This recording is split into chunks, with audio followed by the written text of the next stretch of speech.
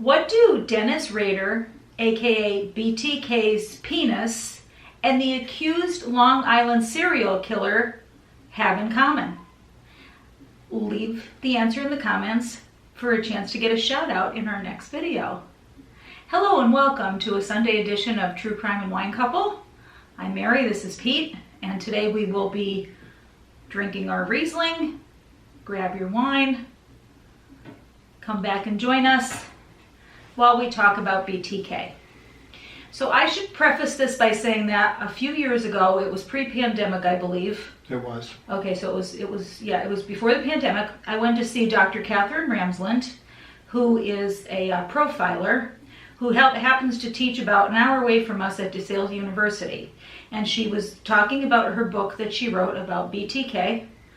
And she was there to sign it, and she discussed, her dealings with him and some of the other serial killers and criminals that she had worked with. So I went to that lecture. Peter did not go because he was not into that stuff at the time. I did drop you off, though. He dropped me off, and he got me Dunkin'. Yes. So I went and I listened to her speak, and then I bought her book and I read her book. So we thought as we would do a book review, because she also has another book coming out on April 14th if you'd like to pre-order it, and that will be about Dean Corll, the Candyman, and actually that is about his accomplice. It's not really about it's about Dean Corll, but it's about how he got the really young kid who worked with him to be his accomplice. So that's going to be coming out on April 14th. So we figured we would review her book about BTK, and then we could get ready for her next book if any of our listeners are interested in books. So it was a fascinating book. Peter just started reading it. He's already fascinated by it. So I'm going to start by giving some of the background on BTK, and then we'll discuss parts of the book. So Dennis Rader, also known as BTK, was born on March 9th, 1945 in Pittsburgh, Kansas. He grew up in Wichita, Kansas. He was the oldest of four boys in what seemed like a normal family, although later we would come to find that he had some mommy issues. He joined the Air Force in 1960 after dropping out of college.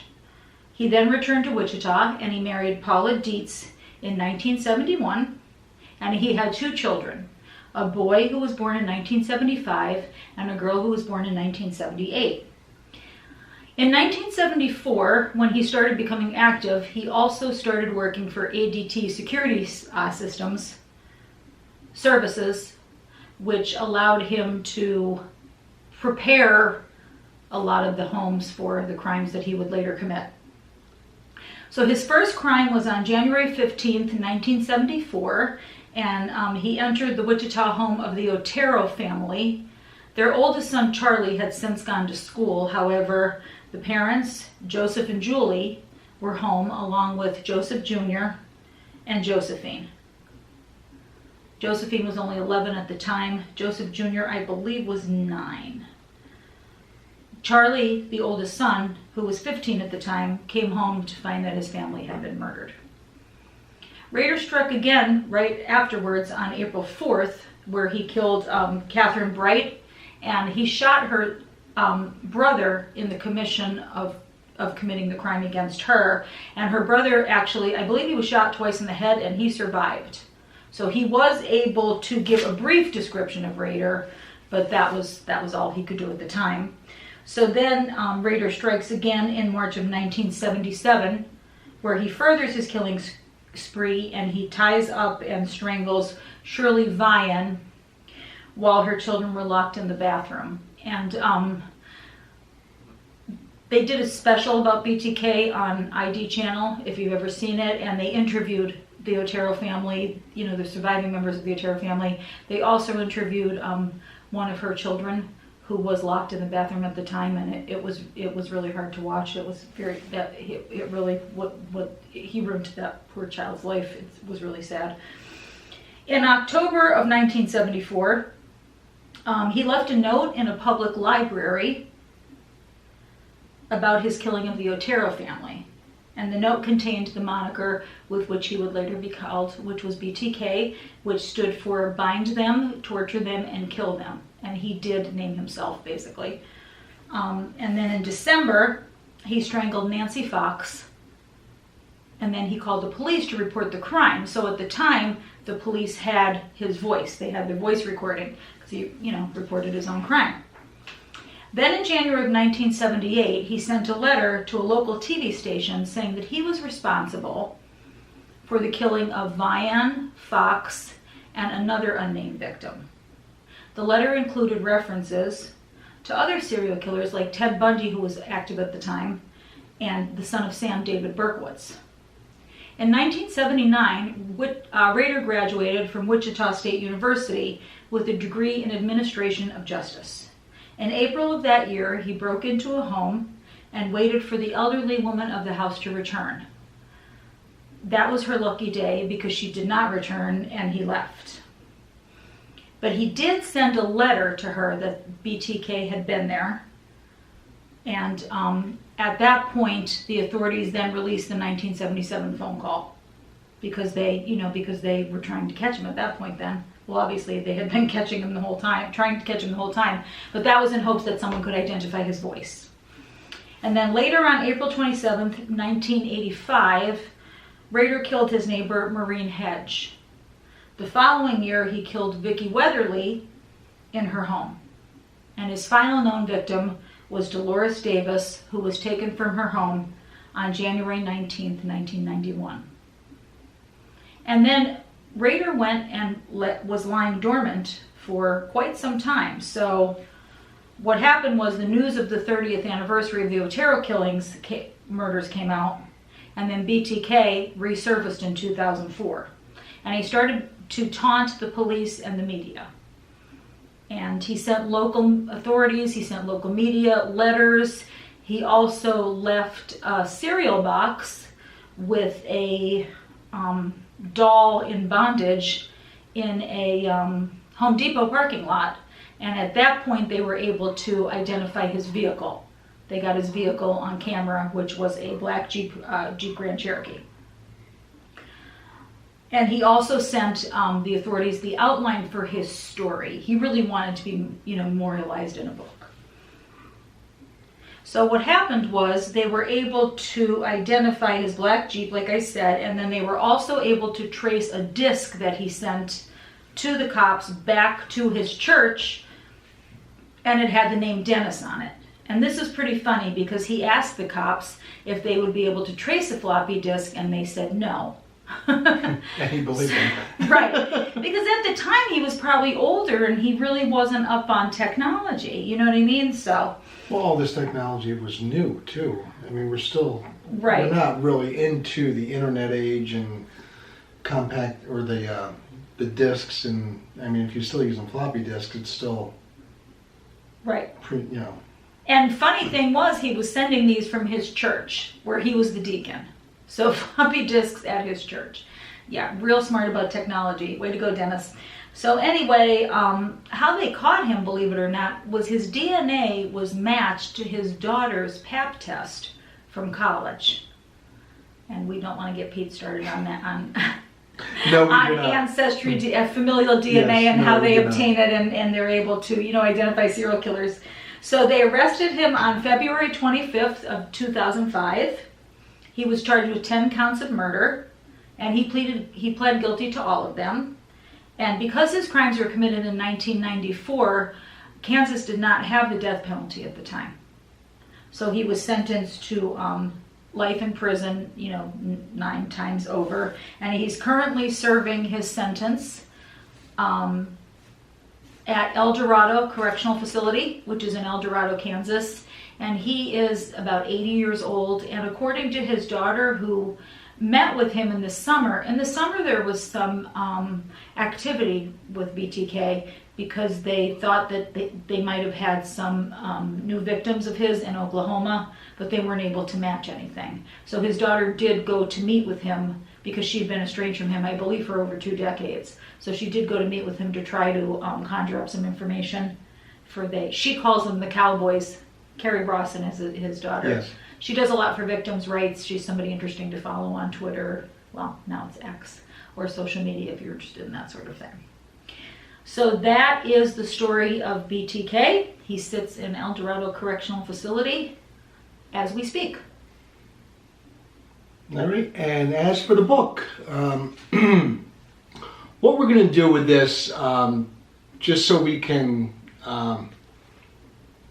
break it down and get a little in depth with it, because if we did it all at once, it would just take forever. So between Mary doing the introduction to BTK, I'm just going to work on the introduction of the book today, and then we're going to break this down into maybe three sections, 3 to 5 sections. Chapters, sections. sections. That we'll go through. But the name of the book is, and like Mary said, it's by Katherine Ramsland, Confession of a Serial Killer: The Untold Story of Dennis Rader, BTK. You can find her. She's often commenting on Court TV, a lot of the podcasts. Right.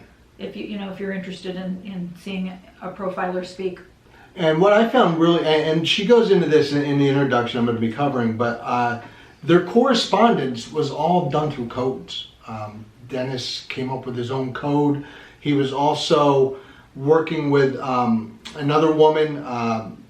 Her name was Dawnette. She is Richard. Yes, Dawnette. We don't know who she is, but she was a trusted person for him. So she had a lot of the codes that she had been gathering over the years with him. So her and Katherine sort of got together and figured it out. Another thing too, the correspondence that Dr. Ramsland had with BTK was through telephone calls and letters. She said that with the the thing that they have to talk on, the telephone hearing device. Right. If she visited him in person, she said that didn't translate well. So the reason for the code was, since he was sending her letters and speaking on the phone, everything is read and recorded. Right. So he had to, he knew what they would catch and what they wouldn't catch. So the way I'm going to do this is I'm just going to sort of give it a breakdown a little bit. I will be reading sections of the introduction, and I'll be doing the same as we go through the book.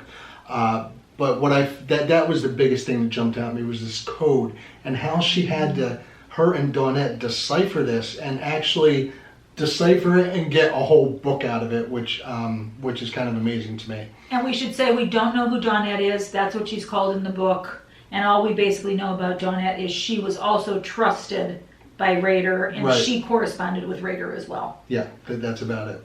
So this is from Katherine Ramsland. This book is a guided autobiography. Rader wrote numerous letters to tell his tale, and we talked a lot on the phone. Speaking through prison monitors I found was unproductive. This is his story, the way he tells it, and I intrude only to assist with chronology or provide substance, sense, or background. Thus, this tale is also annotated in places with items for research or essential associations. For example, if Rader mentions Ted Bundy or we talk about a movie or a book, I provide the context. Occasionally, I'll insert items that assist with what is known about violence or serial murder, especially in the. So here she's just describing just saying that this book is mostly him. These are going to be his words, his thoughts. She'll chime in where she seems. This is how I got it. Yeah. This is how I got this stuff, the info that you're reading, right? Right. So the code breaking, my introduction to Rader was through correspondence. At that point, I knew from news accounts and true crime books that he'd been a church-going family man who developed a double life as a serial killer. Among his victims was a family of 4. Although the official victim toll was 10, if he had killed everyone he'd targeted, there would have been 4 or 5 times that number. He managed to keep his secrets from his wife, 2 kids, siblings, parents, neighbors, friends, and co-workers for 3 decades. And then, like I said, he was using Katherine and also this person named Dawnette to sort of allow them into his mind and produce this book. And I should also say, he knew that the proceeds from this book would go to help the victims. So he did know that when he was working with Ramsland to write the book. She told us that at the lecture, because they can't profit from their crimes. Right, exactly. But he did agree to write this, which I'm assuming he did for his own narcissistic reasons, but he knew that the money would go to the and to have his story be told, which is what he wanted, right? I mean, he sat there dormant for that long, and then he just had to taunt everybody because he wanted that attention. He could have went to his grave, not detected. Exactly. It's crazy. Yeah. One of the most complicated aspects of this project has been figuring out Rader's codes. Eventually, I graduated co-authoring a code with him, and finally to devising one we would ultimately use. I will convey this information shortly so that readers can experience what I did. And when we get into it, it's just bizarre, and I still am amazed that she was able to do this. She's brilliant. Yeah. If you see her speak, she's just brilliant. And just getting into his mind a little bit too was scary and fascinating. They all at the say same time. he is the best example of obsessive compulsive disorder in serial killers. Like he's very organized and very OCD. And in the book she gets into it about how organized he is, and he just documents and writes down every bit of his life, every part of his day, and then getting into the murders, how he planned them, and he was very well organized. I just thought of something crazy. What? About, this is off topic, but it's interesting. If only they'd let Rader investigate the Delphi murders, it would have been over. Nothing would have been lost, right? Yep, exactly. Where were you, Dennis? You were in prison. All right, so Rader was hesitant about going into the cookie jar, quote unquote, for several reasons. First, reliving his fantasies invited him towards his bad side, what he calls Factor X, the black cat, or the monster. From the start, I sensed that he wanted me to view him as a better man now. I'm a good person, he often said, who did some bad things. It's interesting to look at yourself like that. Well, that's his narcissism. You Right. want the approval, And second, he was rightfully concerned about prison personnel, Walpole has eyes, as he says, who might grab whatever he wrote or drew to sell or post online. So Rader's code served a purpose both practical and personal. And that's something you don't really understand until you start researching these things. And I didn't understand it until I dove deep into the Eileen Wuornos case, or the money that Gacy made off of his clown paintings. Like people want to buy this stuff. Yeah. There is a huge market for the serial killer memorabilia, or for their story, so stuff that they do gets taken and sold. Yeah, exactly. You know what I mean? It's crazy, and you don't think about that until you Right. really study this stuff. Yeah. And one of the other things I found interesting was that he looked up to H.H. Holmes, which is weird because I also am sort of fascinated by H.H. Holmes. His whole story, everything that went into it, it's really expansive what this guy Well, they did. study each other. Like I would study as a teacher Kristen McAuliffe, or you would study your favorite football player, Right. whoever they are. They study each other. Yeah. These people. H.H. Holmes is like his hero. It's so strange, he really did dive into H.H. Holmes and really did try to mimic a lot of, or at least attempt to get to the H.H. Holmes. They were very similar in their organization and planning, in my opinion. So this is him. I recall reading Bluebeard at an early age, Rader said. I knew about the White City in Illinois. I recall drawing some of it back in 5th grade while the rest of the kids played outside. I and another boy would draw on the chalkboard castles of doom. We both loved monster movies and scary stuff. This is important for understanding the torture fantasy that Rader sent to me. His reference to the White City is the 1893 World's Exposition in Chicago. He recalled stories told by relatives who had lived in Chicago about a fiendish man who had built a hotel for travelers. After Holmes was arrested for insurance fraud, the hotel was searched, producing proof that he had used it over and over as a death trap.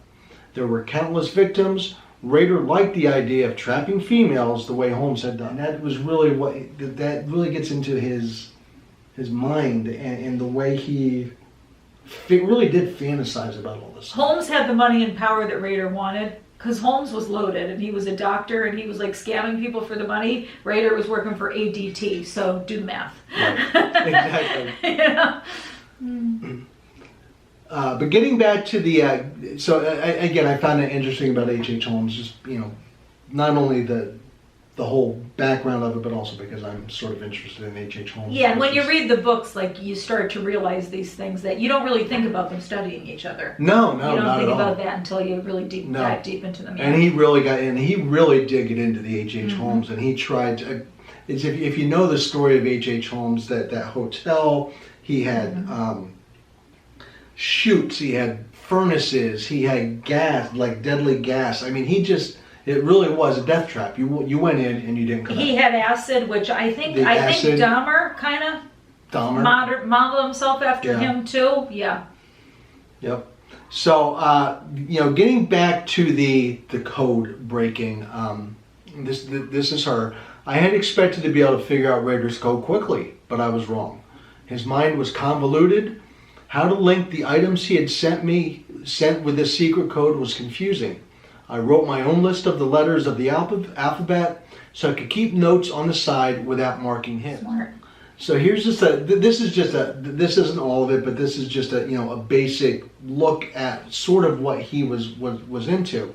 So like she said, she put those letters, and so A, placed on newsprint picture of a book, best food writing, with the words book title written next to it.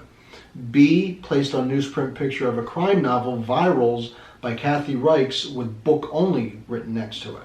C, placed on newsprint pictures of a novel, Towers of Midnight, with book only, and an arrow pointing to this publisher's summary.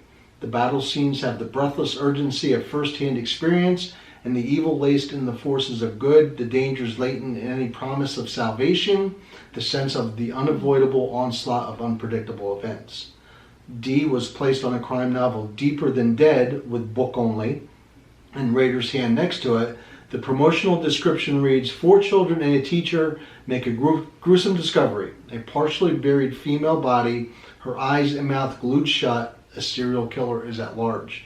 E, placed next to a romance novel, A Duke's Temptation, with book only, and reference to Castle next to it. This is just an example of some of the craziness that she had to decipher through. Yeah. And then as she got with Dawnette, Dawnette had already figured out a lot of this stuff, and what was interesting is it got so in depth that they had to really just pay attention to what letters were capitalized, where they were. I mean, it got that deep into it to figure this out. Plus, I think he was dyslexic and possibly dysgraphic. So his writing, like, he had a really brilliant mind, but when he wrote, it looked like it looked like he had a learning disability with writing and spelling and stuff. Right. So here's just an example. Where to start on the main subject, he wrote. I try to keep focused mentally, and not really sure what Dawnette's saying last time we spoke. She did mention you collected layer type recipes and tangy subjects of taste. Believe the layers of 3, and that was another thing. He was really into 3. Number 3, Everything was in 3s. Believe the layers of 3. Most interested in your collection. So I found this recipe of tangy barbecue wings that fit the bill. Boy of a king meal. And again, you'll notice B is capitalized, K is capitalized. The shredded beef au jus, the filling very tangy. And talking about tangy, I found A, B, C, D, and E best, and others that seem or appear tangy or could be in a Minotaur sauce. Minotaur is sort of how he referenced to himself. Okay, the other interesting thing was he was into Dudley Do-Right. We all remember that cartoon.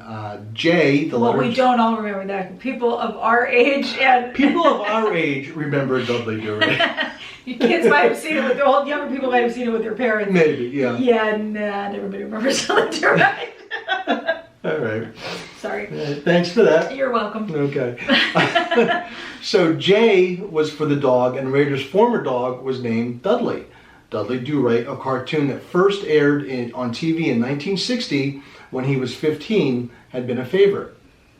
Not because of the silly do-gooder Canadian Mountie, no. Rader had loved the image of red-headed, wide-eyed Nell tied with white ropes to a train track. In fact, Rader had grown aroused whenever he heard trains go through Wichita, as he envisioned girls tied to the tracks, trapped, ready to be sliced in half. So here we're just getting into more of his fantasies and the way he looked at things. Even something as basic as a cartoon, he turned it into this. So instead of playing with the chicken with the train like that country song, he got I can't even, like, the train goes through town and you're around. That's just crazy to me, right? Like, that's insane. Yeah, and then, he's hunting for silos, he's hunting for barns, he's trying to recreate H.H. Holmes's Hotel of Death. It's just we'll talk about the silos, right? Yeah. Oh yeah, big and I into the think silos. I think of that scene in Saw when they're in the silo and all the stuff's following. I'm like, oh, BTK probably loved this. Okay. Yeah.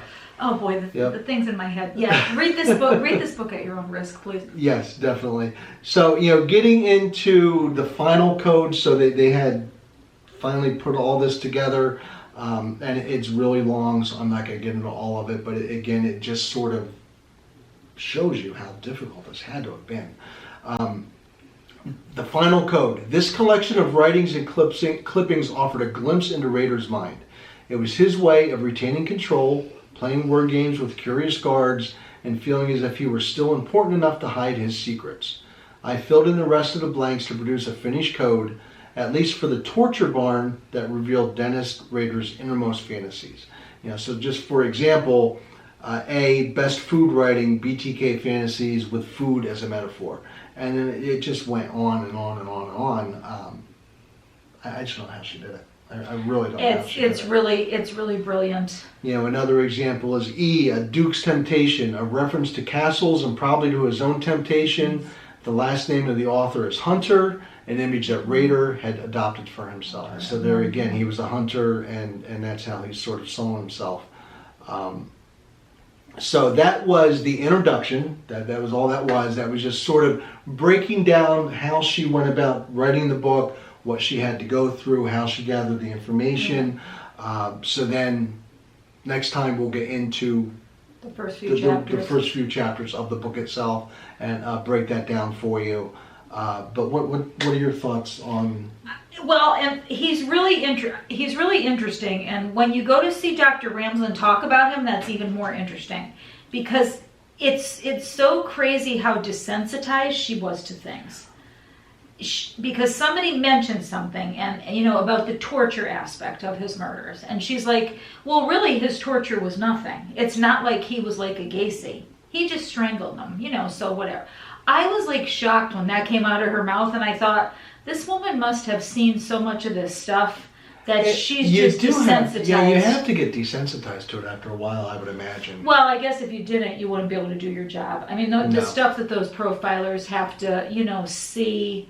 Another thing that's amazing is, the whole Brian Koberger connection with her. Oh, yeah, I don't think you mentioned that. Yeah, she was his instructor. Yep. Rader just... Is she the one that recommended him for a PhD, or was that another? I think it was a different, I don't think it was her, yeah. Rader's just fascinating, the way he organized things. As you get more into the book, he took selfies. All right, this dude figured out selfies before they were even a thing. His drawings were very interesting and very detailed. They're not artsy. They're not artistic like Gacy's drawings. If you've seen any of Gacy's art, that's kind of interesting. If you ever want to go online and look at some of that, it was more like technical drawing, kind of like more like a blueprint. Some of the selfies he took are creepy AF. If you go look at them, like he would actually bind himself. Or what he did with dolls and toys and stuff, Another interesting thing about him is he called what he did cubism, that there were different aspects of his personality, like faces of a cube.